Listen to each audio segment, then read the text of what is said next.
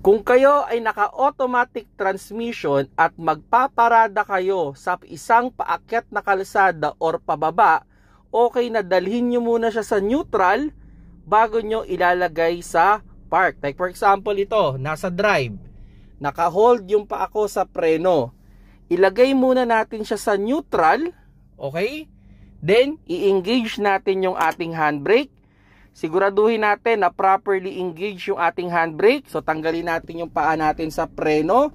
I-check natin yung sasakyan. Siguraduhin natin hindi na siya umaatras or umaabante. At pag sure na tayo, i-press natin ulit yung ating preno. Then, tsaka natin i-engage yung park.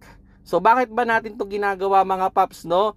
Para maiwasan natin yung pagtigas nung park pag i-disengage na natin or yung paglagutok or pagkasira nung parking pole nung ating transmission.